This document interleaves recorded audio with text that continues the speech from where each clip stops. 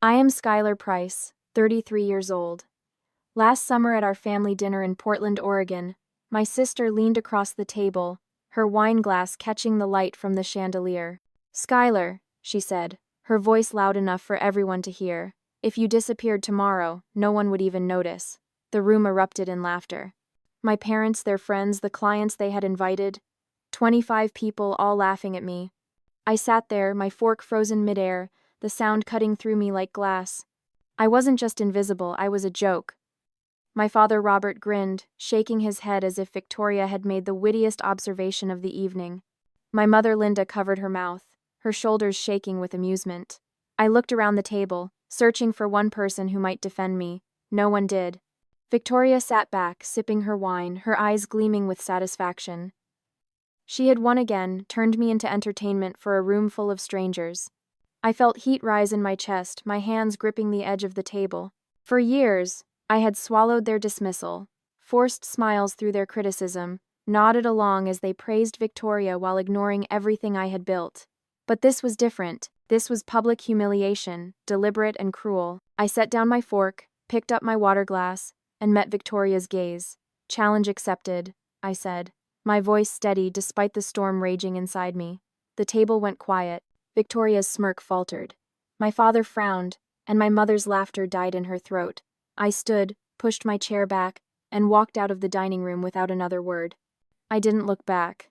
Upstairs in my childhood bedroom, I grabbed my laptop bag and stuffed a few clothes into a duffel. My hands were shaking, but my mind was clear. I wasn't coming back. Not to this house, not to their judgment, not to a family that saw me as less than. I scrawled a note on a piece of paper and left it on the kitchen counter. "I am done trying to prove myself to people who will never see me. Do not contact me. Skylar." I walked out the front door into the cool night air, my car parked at the curb.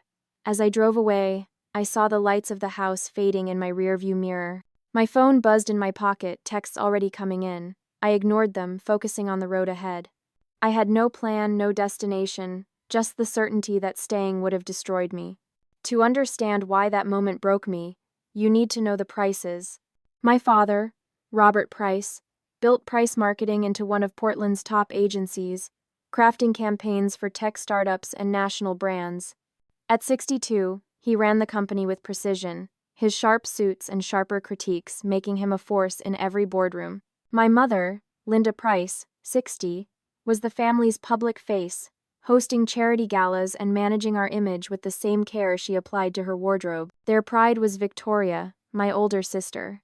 At 37, she was everything they wanted: polished, confident, ruthless in closing deals. She had been groomed to take over Price Marketing, and she thrived in it, her presentations flawless, her client list growing every quarter. I was the outlier. I had spent nearly a decade as a freelance content marketing specialist, writing blogs, designing social media campaigns, building brands for startups and small businesses. I loved the work, the freedom to create without a boardroom breathing down my neck. But to Robert, my career was a hobby, not something serious. "When are you joining the real world, Skylar?" he would ask at every family gathering, his tone heavy with disappointment. Linda was no better. "Victoria closed a deal worth millions this quarter," she would say, her voice dripping with comparison. "Your little blog posts cannot compete with that." I tried to explain that content marketing was real work, that my campaigns had driven significant results for my clients. But they did not want to hear it. To them, I was wasting my potential. Victoria had always been this way. When we were younger, she had a talent for taking what was mine and making it hers. I remembered one incident clearly. I was 17, working on a history presentation about grassroots activism during the civil rights movement. I had spent weeks researching, building a narrative I was proud of. Victoria, then 21 and home from college, barely glanced at my notes. "You have got this," she said, waving me off. The day of the presentation, I stood in front of the class, ready to share my work. But Victoria cut in, stepping forward and delivering my points as if they were hers. Her tone was confident, her delivery smooth, and the class ate it up. I tried to interject, but she waved me off again. "I have got it, Dana," she said, smiling sweetly. The teacher praised her, and I stood there, invisible once more. I confronted her that night. "Why did you do that?" I asked, my voice shaking. She barely looked up from her phone. It is just a school project, Skylar. Do not be so dramatic. Her dismissal cut deeper than the act itself. She did not care that she had humiliated me. She enjoyed it. That pattern followed us into adulthood, right into the heart of price marketing. Last spring, I had decided to give the family business one more shot. I was not ready to abandon my freelance work, but I thought contributing might earn Robert and Linda's respect. Price Marketing was pitching a major contract, a social media campaign for a national fitness chain worth over $2.3 million. I saw an opportunity. I spent weeks developing an idea, a series of short, authentic videos featuring real gym members paired with a hashtag campaign to drive engagement. I built a pitch deck, analyzed audience data, and felt genuinely proud of the work. At the strategy meeting, I volunteered to present. The conference room was packed, Robert at the head of the table, Victoria sitting beside him. I walked them through the concept, showing the data, explaining the strategy. This will connect emotionally, I said. It is fresh, scalable, and exactly what the client wants. The room listened, some nodding. I felt a flicker of hope. Then Victoria spoke. I love the energy, Skylar, she said, her voice smooth.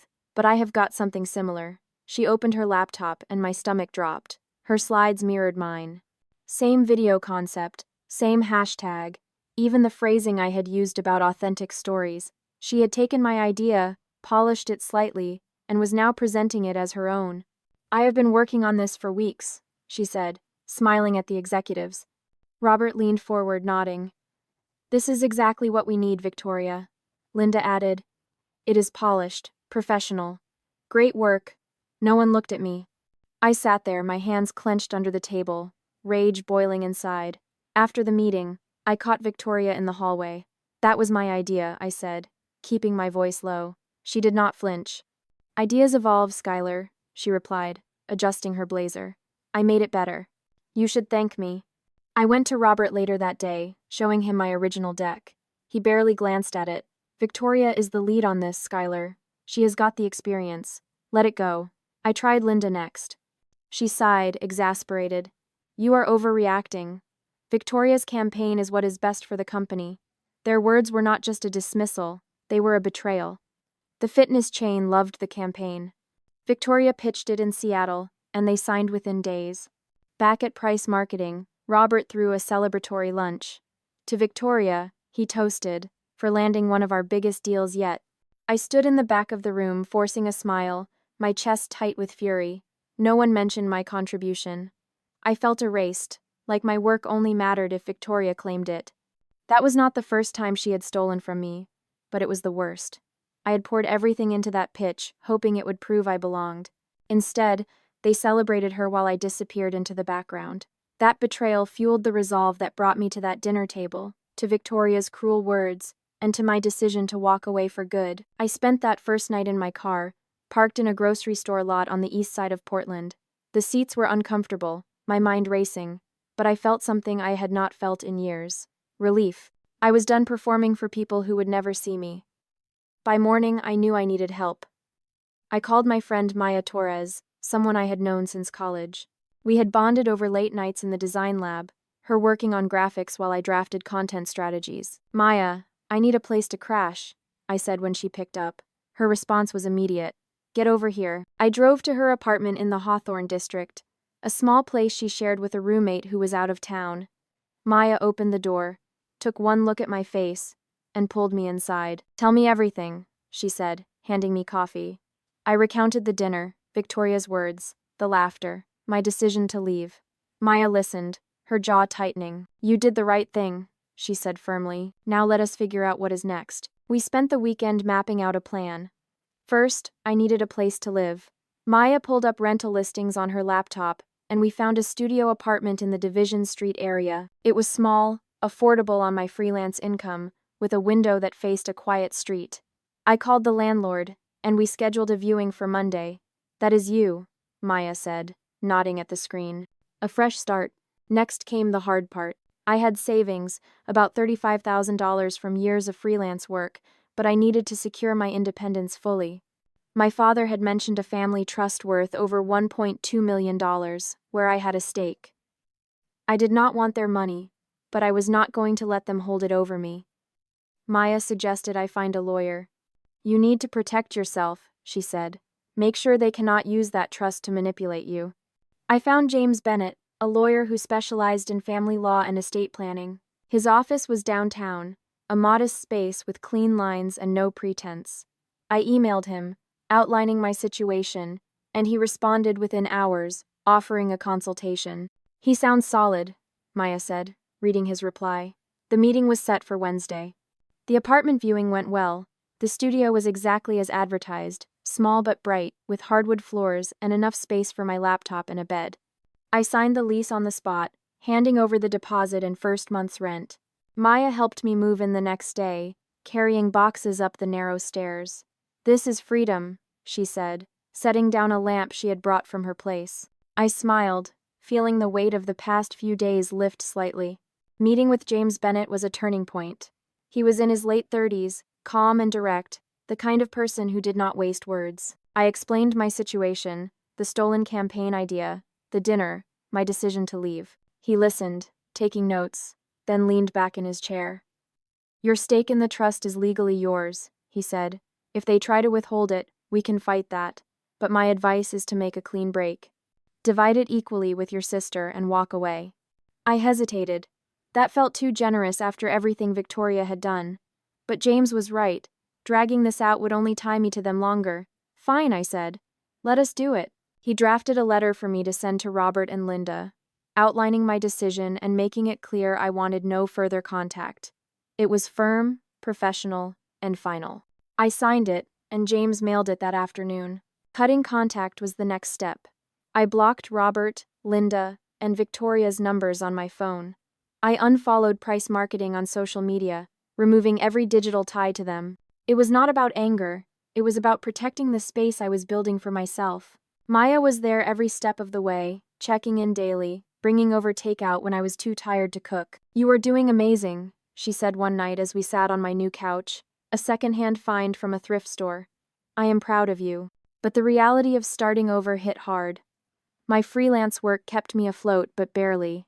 I was juggling 3 clients, a local coffee shop, a nonprofit, and a tech startup, each paying modestly. My savings were dwindling faster than I had anticipated. Rent, groceries, utilities, every expense felt heavier without the cushion of family wealth I had never relied on but knew existed. By the second month, I was down to $20,000, and panic started creeping in. One night, I sat at my laptop, staring at my bank account balance. I had a payment due from the tech startup, but they were 2 weeks late. I emailed them trying to keep my tone professional, but my hands were shaking. If they did not pay soon, I would not make rent. Maya noticed my stress. What is going on? She asked, stopping by with coffee. I admitted I was struggling, that the financial reality of independence was harder than I had expected. She nodded, her expression serious. You will get through this, but maybe it is time to think bigger. That is when Maya mentioned a mutual contact, a photographer named Ryan Cole. He had been talking about a startup looking for a content lead, someone who could build a marketing team from scratch. It is risky, Maya said, but it could be your shot. I was hesitant. Startups were unpredictable, and I needed stability. But the freelance grind was wearing me down, and I was running out of options. Ryan and I met for coffee the next day. He was easygoing, with a camera slung over his shoulder and a habit of gesturing wildly when he talked. The startup is called Bennett Media, he said. Run by a guy named James Bennett. Wait, I said. My lawyer? Ryan grinned. Same guy. He is launching a platform for short-form video content aimed at small businesses. They need someone who gets storytelling. That is you. I was intrigued but cautious. A week later, James called me directly. Skylar, I have been following your work since our meeting, he said. I think you would be perfect for this role. We met at his office, and he laid out his vision. Bennett Media was in its early stages, scrappy but ambitious. He needed someone to lead content strategy, build campaigns, and help them land their first major clients. The pay was modest, but there was equity, a stake in something that could grow. I thought about it for 2 days, weighing the risk. My freelance income was unreliable, my savings nearly gone. But this felt like a chance to build something real, something mine. I called James and accepted. Let us do this, I said. He laughed. Welcome to the team. Maya hugged me when I told her. This is it, she said. Your fresh start. I wanted to believe her, but the fear of failure lingered, a shadow I could not shake. My first month at Bennett Media was chaos. The office was a cramped space above a coffee shop in southeast Portland. 4 desks crammed into a room that smelled like espresso and ambition. James had assembled a small team, 3 junior marketers, a graphic designer, and me. We were building a platform for short-form video content aimed at small businesses, and my job was to create the marketing strategy that would sell it. I threw myself into the work. Mornings started early, drafting campaign concepts and audience profiles. I analyzed competitors, identified gaps in the market, and built a content calendar that blended education with engagement. James checked in often, his feedback sharp but fair. This is good, he would say, tapping my screen. But push it further. His trust in me was steadying, a reminder that someone believed I could lead. But the pressure was relentless. We were operating on a shoestring budget, every decision scrutinized. I was managing the team, pitching to potential clients, and still taking on freelance projects at night to supplement my income. My studio apartment became a second office, my laptop always open, my sleep fractured. Maya noticed the toll it was taking. You look exhausted, she said one evening, dropping off Thai food. I am fine, I lied, but the exhaustion was creeping into my work. One afternoon, James called me into his makeshift office, a corner desk separated by a flimsy partition. We have got a shot at something big, he said, pulling up an email. The Portland Media Expo was hosting a pitch competition for a marketing contract worth $65,000. The client was the city's tourism board, looking for a campaign to promote local businesses through digital content. This is our chance, James said. If we land this, it changes everything. I felt a surge of excitement, quickly followed by dread. A project this size would require everything I had. Then James mentioned something that made my stomach drop. Price Marketing is competing too, he said, watching my reaction. Your sister is leading their pitch. I sat back, my chest tightening. Of course Victoria was involved. Of course this would come down to us facing each other. That night I could not sleep. The thought of competing against Victoria, against my family, stirred up emotions I had been trying to bury. I called Maya, needing to talk it through. She listened as I explained the situation, my voice wavering. You have got this, she said firmly. You are better than her, Skylar. You always have been. But I was not sure I believed it. Victoria had the resources of Price Marketing behind her, a team of experienced executives, and my parents' unwavering support. I had a scrappy startup and a chip on my shoulder. The next day, I started building our pitch. I worked with the team to develop a campaign focused on authentic storytelling, short videos featuring real Portland business owners sharing their journeys. We would use Instagram Reels, TikTok, and a redesigned tourism website to create a cohesive digital presence. The concept was bold, grassroots but scalable, and I believed it could work. But doubt gnawed at me. What if we were not polished enough? What if Victoria's traditional approach, the one Price Marketing always leaned on, was what the client wanted? The stress began to manifest physically. I started getting headaches that pounded behind my eyes, my appetite disappeared, and I found myself snapping at my team over minor mistakes. One afternoon, I broke down in the office bathroom, my hands shaking as I splashed cold water on my face. I felt like I was unraveling, the weight of proving myself crushing me. Ryan noticed. He stopped by the office that week, ostensibly to drop off some photos for our campaign, but I could tell he was checking on me. You okay? He asked, leaning against my desk. I nodded, but he did not buy it. Skylar, you are running yourself into the ground. Maybe talk to someone? I brushed him off, but his words stuck. That night, Maya brought it up again. Ryan told me you are not doing great, she said gently. There is no shame in getting help. I resisted at first, but the thought of facing the expo while barely holding it together scared me. I found Dr. Helen Carter, a therapist in downtown Portland who specialized in career stress and family trauma. At our first session, I sat across from Dr. Helen in her calm, book-lined office, and everything spilled out. The dinner, Victoria's cruelty, my parents' laughter, the stolen campaign, the pressure of the expo. I told her I felt like I was fighting a battle I had already lost. Dr. Helen listened, her expression steady. You are carrying their judgment like it is yours, she said. But their words do not define your worth. She gave me tools, breathing exercises to manage the panic, journaling prompts to process the anger.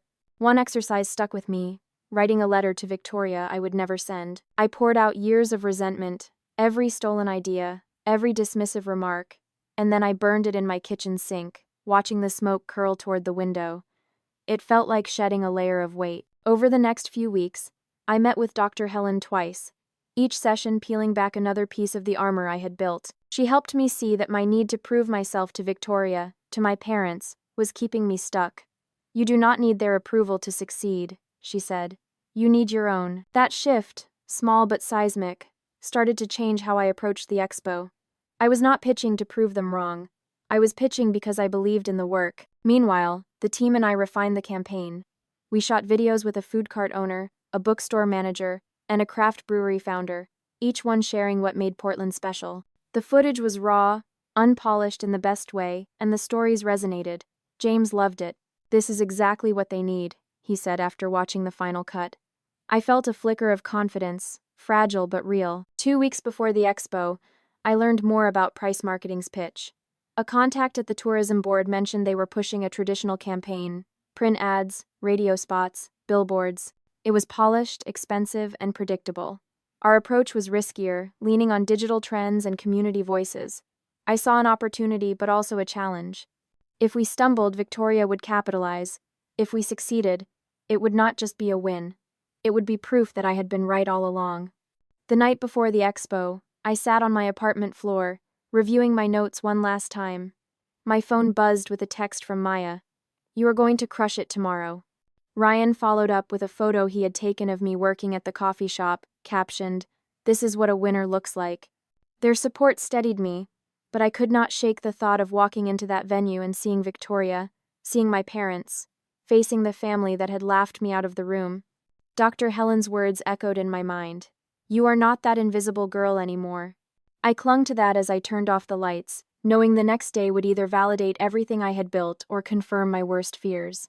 But for the first time in months, I felt ready. The Portland Media Expo was held at a sleek convention center downtown, its glass walls reflecting the gray morning sky. I arrived early with James and the team, my hands gripping my laptop bag like a lifeline. The venue buzzed with energy, sponsors setting up booths, reporters circulating with cameras, and presenters rehearsing in hushed tones. My stomach churned as I scanned the crowd, knowing my family was somewhere in this building. We set up in a small prep room, running through the pitch one last time. Our presentation was scheduled for mid-morning, and I could feel the weight of it pressing down on me. James clapped my shoulder. You have got this, Skylar. Trust your work. I nodded, but my mind was racing. Maya and Ryan had come to support me, sitting in the audience with encouraging smiles. Their presence steadied me, a reminder I was not alone. Then I saw them. Robert and Linda walked into the main hall, their presence commanding immediate attention. Victoria was beside them, dressed in a sharp navy suit, her expression confident. They moved through the crowd like they owned the space, shaking hands with sponsors and board members. My chest tightened, old wounds flaring. I forced myself to look away, focusing on my notes. When my turn came, I walked onto the stage, the spotlight hot and blinding. The tourism board sat in the front row, their faces neutral, notebooks open. I took a deep breath and launched into the pitch. Our campaign is about authenticity, I began, my voice steady. Portland's strength is its people, the small business owners who make this city unique. We are not selling a place, we are telling their stories. I walked them through our strategy, showing the videos we had shot. The food cart owner talking about her journey from food stamps to owning her business. The bookstore manager explaining how community kept his doors open during tough times. The brewery founder laughing as he described his first failed batch. The footage was raw, emotional, and real. I could see the board members leaning forward, some nodding, others scribbling notes. This is not just a campaign, I said, my voice gaining strength. It is a movement. We are leveraging TikTok, Instagram Reels, and a redesigned website to reach younger audiences, the travelers who care about authenticity over polish. I showed engagement projections, budget breakdowns, and a timeline for execution. The data was solid, the creative, compelling. When I finished, the applause was loud, almost surprising in its intensity. James grinned from the sidelines, giving me a thumbs up. Then it was Price Marketing's turn. Victoria strode to the podium, her confidence unshaken. She launched into their pitch, and it was everything I expected. Polished, professional, and safe. Billboards on major highways. Radio spots during drive time. Print ads in travel magazines. She presented a glossy brochure, its pages filled with stock photos and generic slogans. The board listened, polite but less engaged than they had been with ours. Victoria's presentation lacked soul. It was a formula, the same approach Price Marketing had used for decades. There was no risk, no innovation, just a reliance on old tactics that felt dated in a digital-first world. I watched the board members exchange glances, one whispering to another. My heart raced. We had a chance. After the presentations, the board announced their decision. We were impressed by both pitches, the chair said, her voice measured. But one campaign captured the spirit of Portland in a way that felt fresh and authentic. The contract goes to Bennett Media. The room erupted in applause. James hugged me, lifting me off the ground. Maya and Ryan rushed over, their faces beaming. I felt a surge of pride so intense it almost knocked me over. We had done it. I had done it. Across the room, I saw Victoria's face fall, her confidence cracking. Robert's jaw clenched, and Linda looked away, her discomfort palpable. For the first time in my life, they could not ignore me. I was not invisible. I was the winner. During the networking hour, I knew I could not avoid them forever. I spotted Victoria near a sponsor booth, her arms crossed, her expression tight. I walked over, my steps deliberate. "Victoria," I said, my voice calm. She turned, her eyes narrowing. "Well, look who is here," she said, her tone sharp. "Congratulations, Skylar. You got lucky." I shook my head. This was not luck. It was hard work. Something you would not know about since you have spent your career stealing other people's ideas. Her face flushed. "What are you talking about?" "You know exactly what I am talking about," I said. "The fitness campaign. That was mine. You took it, presented it as yours, and never looked back." Victoria's jaw tightened, but she did not deny it. "I did what was best for the company," she said, her voice defensive. "You were never going to execute it." I leaned in, keeping my voice low. "You did what was best for you. And it cost you." She opened her mouth to respond, but I did not wait. I turned and walked away, feeling lighter with every step. A reporter from a local business magazine approached me later, asking about the win. "Your campaign stood out," she said. "What made it different?" I thought carefully before answering. "We did not rely on recycled ideas or safe strategies," I said. "We took risks, and we told authentic stories." The reporter raised an eyebrow, sensing subtext. "Unlike some competitors?" she asked. I smiled. "You could say that." The article went live the next day, and it did not take long for the whispers to start. Price Marketing's pitch had been called predictable, their approach outdated. The contrast with Bennett Media's innovative campaign was stark, and people noticed. Within a week, I heard from a former colleague that a major client, a retail chain worth $2.3 million annually, had pulled their contract with Price Marketing. They cited concerns about creativity and fresh thinking, directly referencing the article. James called me into his office, grinning. "We are getting inquiries," he said. 3 new clients reached out this week because of the expo. Our social media metrics are through the roof." I felt a quiet satisfaction settle over me. This was not just about beating Victoria. It was about proving that my way, the risky, authentic approach, worked. That night, Maya, Ryan, and I celebrated at a dive bar in Southeast Portland. Ryan raised his glass. "To proving them all wrong," he said. Maya clinked her glass against mine. "To you, Skylar, for never giving up." I smiled, feeling something I had not felt in years. Not just pride, but peace. I had faced my family, stood my ground, and won on my own terms, and I was just getting started. The weeks following the expo were a blur of growth and opportunity. Bennett Media's win had opened doors I had not imagined. New clients reached out, intrigued by our authentic approach. James expanded the team, bringing in 2 more marketers, and I found myself leading a department rather than just a campaign. My salary increased, and for the first time since leaving my family, I felt financially secure. More than that, I felt valued. But the real shift was not just professional. It was personal. I had proven to myself that I could build something real, something mine, without their approval or their money. That realization settled into my bones, a quiet strength I carried everywhere. I started looking at condos, ready to put down roots in Portland. Maya helped me search, and we found a small one-bedroom near Laurelhurst Park.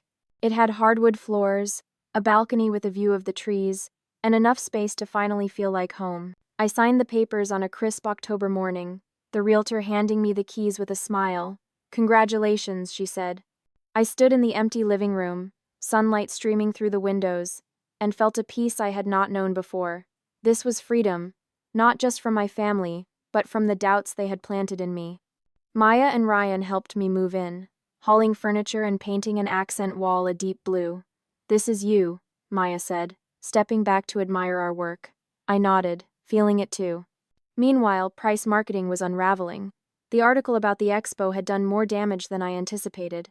A week after the retail chain pulled their contract, another client, a tech startup, delayed their deal, citing concerns about innovation.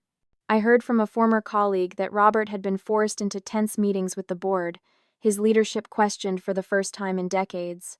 Victoria, once untouchable, was now under scrutiny, her reputation tarnished by the very tactics she had relied on. The company's financial troubles deepened. Without the retail chain's $2.3 million annual contract and the tech startup's pending deal, price marketing was bleeding cash. They had debts exceeding $3.5 million, accumulated from years of aggressive expansion and lavish client dinners.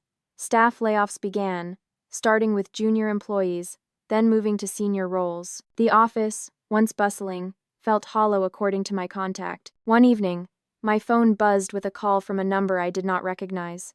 I hesitated, then answered. "Skylar." It was my father's voice, heavy and unfamiliar.